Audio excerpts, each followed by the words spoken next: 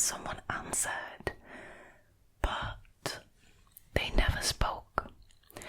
I could only hear the ambient sounds of a room and breathing. Oh hell no. Oh hell no. I searched the phone number and it appeared to be through an app. I convinced myself that this was some kind of prank or misunderstanding. A few nights later, another knock at the door. My friend insisted on answering again, and I heard him telling a delivery person that this was a mistake. She doesn't live here anymore. No one ordered food to this address. The driver responded that they had taken the order themselves over the phone and spoken to a man who simply asked for the specials and ordered the first one. Okay. It was the same number on the receipt. I called again, and again I heard someone listening on the other end, but not speaking. The deliveries kept coming every few nights. My move was delayed for unrelated reasons, and the longer I stayed, the more it began to really scare me. Why would someone do this? One time I called the number after another delivery with my friend sitting right next to me. The stranger picked up the phone as usual, but this time we heard a faint voice. She definitely still lives there. And then abrupt silence. Oh hell no. This is nightmare fuel. I'm sorry, but absolutely not. I didn't recognize the person speaking, but I realized I shouldn't have been calling from my own number. I never called again after that. My friend tried though, but the person on the other end never spoke, aside from that one time. Eventually, most of the deliveries stopped, but someone continued harassing us for months in various ways. That phone number began calling at all hours of the day and night, sometimes 30 calls in a row. They usually called my phone, but called my friend sometimes as well. If we answered, they would immediately hang up and then call again. I began getting random friend requests on every social media with messages such as, "Don't you remember meeting at the party last week when I definitely hadn't left the house in a week?" Most disturbingly, someone also started throwing eggs at the townhouse, which suggested the stalker was local and knew where I lived. Jesus. That is scary, man. I know it's just eggs, but like the OP just said, the stalker knows where she lives. Maybe he was watching every time a delivery was dropped off. Oh, can you imagine? Maybe he was watching other times too. The only thing I ever learned was that he knew I hadn't moved yet. By this point, I was staying inside as much as possible, but you have to leave the house sometimes. I was terrified until I finally moved and I blocked the number. My friend elected not to take over my lease, but I was always thankful he stayed with me those last couple months. This was about 8 years ago now, and I still don't have the faintest idea who it could have been. My former co-workers and a few college friends knew I was moving, but I couldn't think of anyone who would have a reason to keep track of whether or not I had moved. And I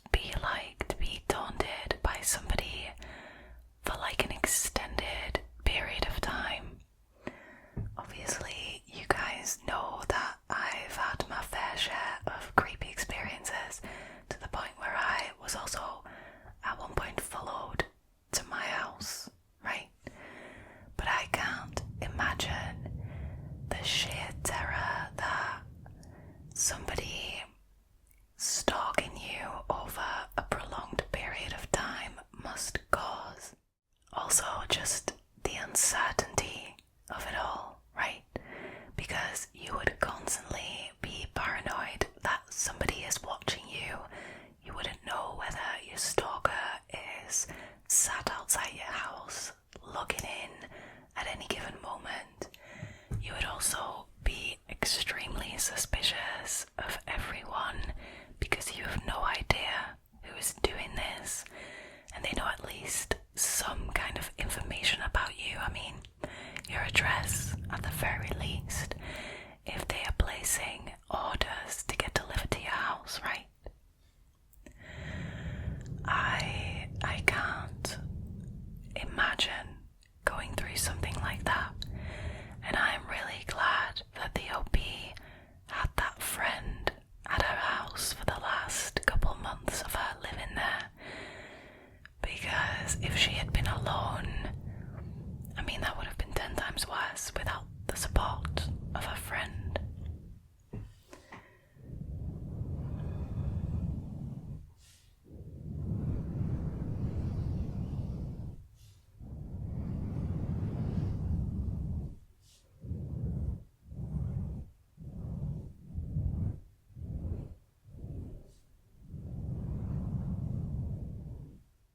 Alrighty, moving on to the next story, which was originally posted by a Redditor called Duckfruits, and their story is called I Gave the Creepy Guy a Chance. There was a guy that came into my work at a restaurant a few times a week for lunch. He did this for a little over a month, so he became a regular. He had asked me out every time I brought his bill. He always asked it in a light-hearted way and never seemed upset or anything when I turned him down. I kind of assumed that after the first few asks, he maybe thought of it as more of an inside joke at that point. Like he was just asking me now to make light of the previous rejections and to make it less awkward or something. He always gave me weird vibes, but seemed nice enough, so I thought I might have just been making assumptions because of his appearance, and I wasn't being fair. One time that he asked, I decided randomly to give it a shot. Why not? I thought. He was always super kind to me, and I'd gotten rather used to the awkwardness I felt being around him. He seemed so excited, and I asked him to leave his number on the receipt, and I would call or text him when I wasn't busy to set something up. So it wasn't really much of a joke to keep asking me out. I mostly figured that though, to be honest. A few days later, I hadn't texted him yet to set anything up or even give him my number, and I get a text only a few minutes after walking into my house after I got home from work. It said, "Hey, it's blank from blank. I know it's a long shot, but I'm free tonight, and I'm bored. Wanna hang out? If you're free, that is." I asked him how he got my number. He said I gave it to him the night I agreed. I absolutely know that I didn't. I got really creeped out, but decided not to confront him about it and just play like I'm a ditz and believe that, yeah, I must have done that. I just didn't remember because I was so busy. I told him that I wasn't free to hang out that night, that I was going to be working late to help cover a shift, and then would be pretty pooped by the time I was off. I only ever saw him come in for lunch, not ever dinner shifts. A few minutes passed before he responded. He said, "Why are you lying to me?" I just responded with, "What? LOL. He said, "I know you are home.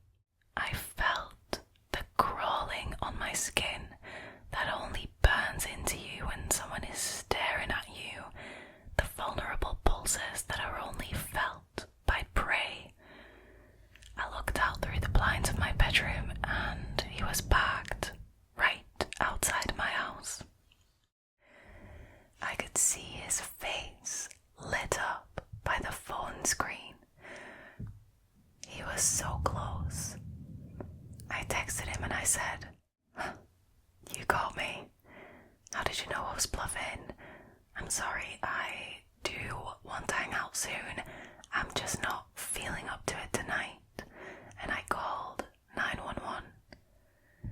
The police showed up and went up to his car and talked to him for a bit. He drove away a few minutes later, and then the officers came to my door. They told me that they acted like a random neighbor complained about a strange car.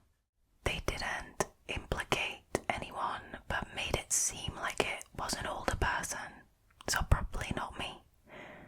They took his plate information, but just asked him politely to move so he didn't upset anyone in the neighborhood, and he complied. I went to my friend's house that night, and I filed a restraining order in the morning. I later found out that he most likely got my number from the shift sheet behind the hostess counter, because several co-workers had seen him at different times snooping back there and kindly stopped him. Wow. How was he not kicked out and banned from that restaurant? Like what? He, I guess, grabbed a roll of silverware claiming that the server hadn't left him any and he didn't want to bother anyone because he knew they were busy, so he just wanted to grab it himself. Okay, you can get away with that once, but if that keeps happening, I'm sorry, but no, absolutely not. This stopped anyone from suspecting him of anything odd. I mean, it would for the first time, but not if it keeps happening, right? And that his car had been parked at my house almost every night was seen on neighbor security camera. Wow. I don't know how he got my address, but I assume he must have followed me. He must have been full-on stalking me for a while. He did come into my work a day or two later for lunch, acting like everything was normal. The bloody audacity, I mean. I immediately went and got my manager, and she informed him that he had a restraining order against him, preventing him from eating there because he would be in violation of it. Exactly. I had already changed my phone number, so I don't know if he tried to text me, and I didn't sleep at my house for weeks, but I never saw him again after that.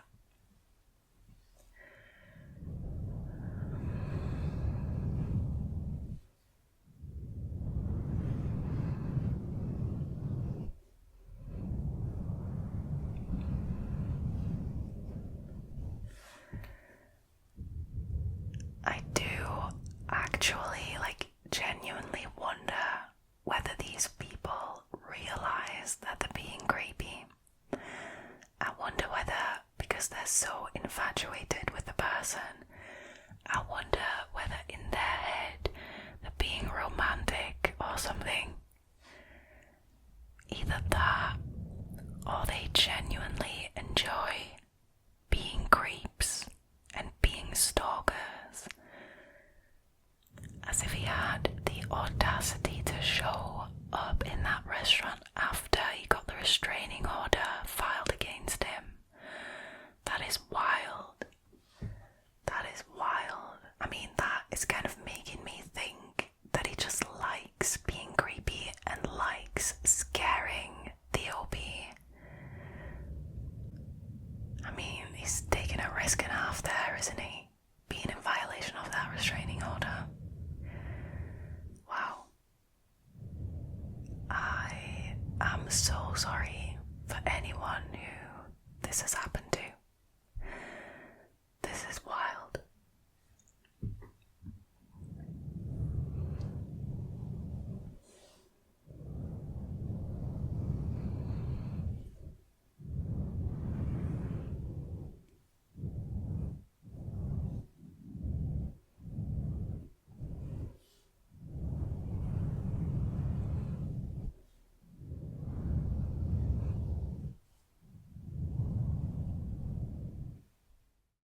Okay, moving on to the last story for tonight, which was originally posted by a Reddit user called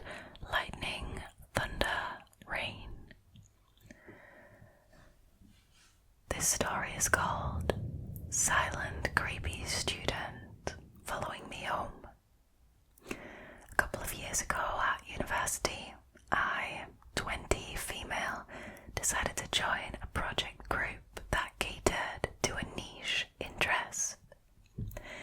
The group met on Thursday evening, so I went along for the first time, excited to join. I had a pretty good time and met some nice people. There was one guy sitting near me who didn't say very much, but kept staring at me while we were working on our project. I didn't think much of it, assuming that he was just awkward around girls or something, so I tried to be friendly and speak to him the same as I was speaking to the other people in our project group. He still didn't really say anything to me. He'd just look at me. But he was working hard on the project, so again, I didn't think much of it. Aside from that, you get all kinds of people in the world. At the end of the meet, I said goodbye to the group I'd been working with and agreed to see them all at the next meetup. I said goodbye to the strange guy as well, since he was standing near me, silently, with everyone else. Feeling good about the project, I turned away and left the building to walk home. But as I walked away from the group, I noticed that the strange guy immediately peeled away from the group and was walking right behind me.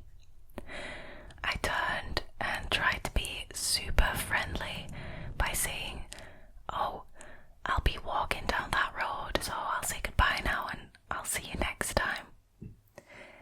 He said nothing, and he kept walking behind me.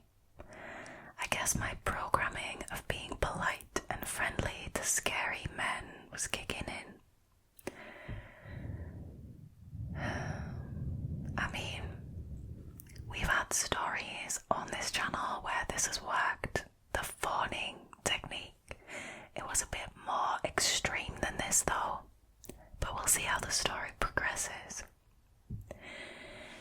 I was getting slightly creeped out, but at this stage I was mostly annoyed because I wanted to walk alone to listen to music.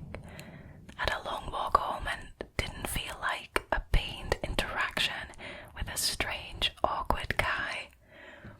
Anyway, after quite a while of saying nothing, he was still walking with me, but now he was walking next to me.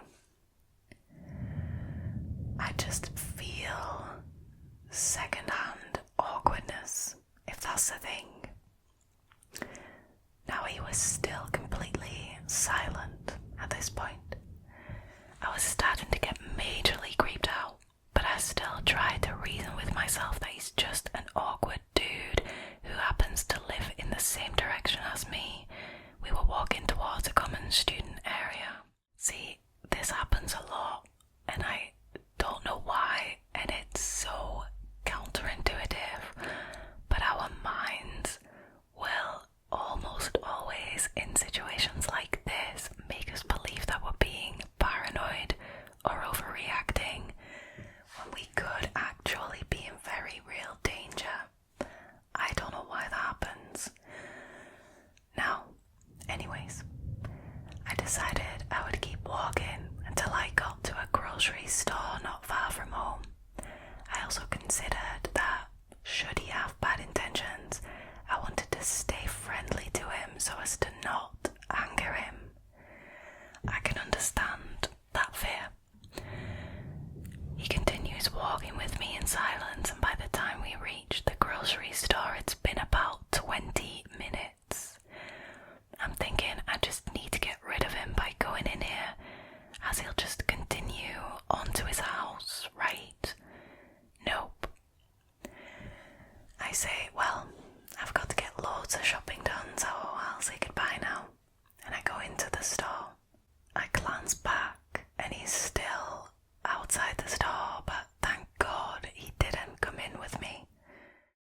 So I run around the aisles for a bit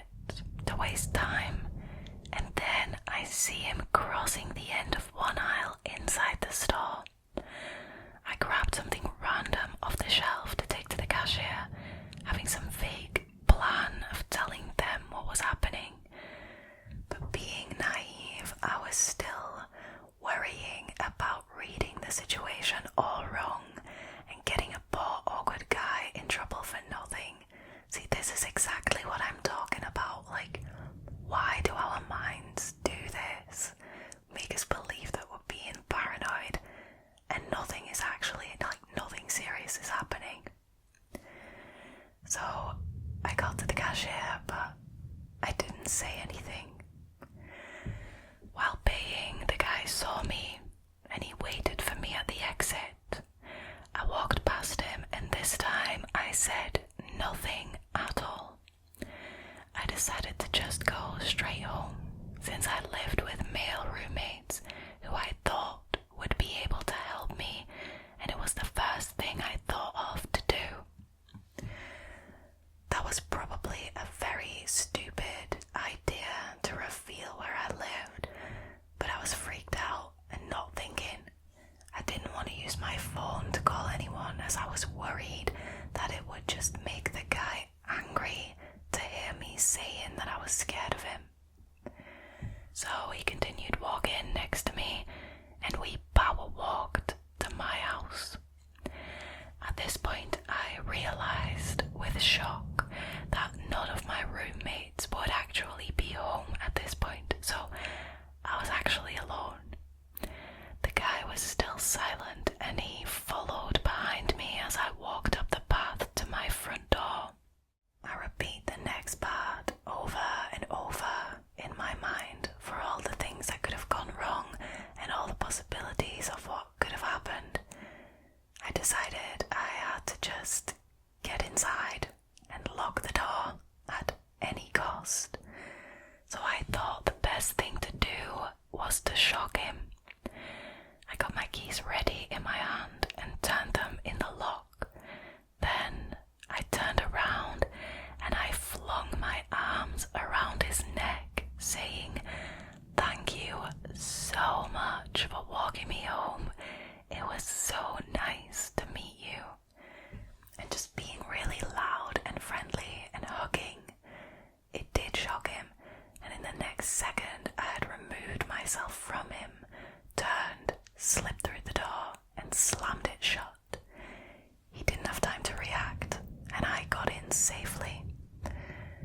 After going upstairs, I looked through the window and saw him go back out to the road, just stand there for a bit, and then he just walked off back up the road. It goes without saying, I never went back to the project group, and it made me extremely anxious about letting anyone know where I live. I looked out for the guy constantly, but never saw him again on my road, so for whatever reason, he didn't come back. I don't know what his intentions were, but it was just bizarre. It made me very vigilant, and overnight, I went from being a naive and friendly person to a very suspicious and private one.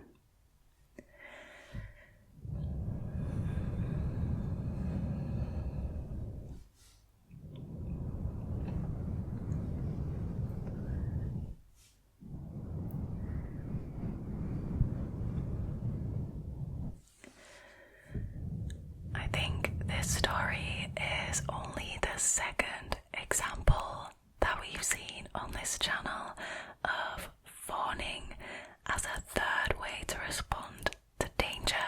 So it's fight, flight, or fawn. Okay, first things first, I am really glad that the Redditor managed to get inside safely and keep the creep outside. I'm also very glad that he didn't return, and the Redditor was never confronted with this guy again. Honestly, I'm just incredibly bothered about the fact that these creeps presumably don't stop to think what effect their actions can have on the other person. Like the OP said, she went from being a friendly person to somebody who's like hyper vigilant and suspicious and private. Like, your actions have an effect on other people. I'm just so sorry for this Redditor.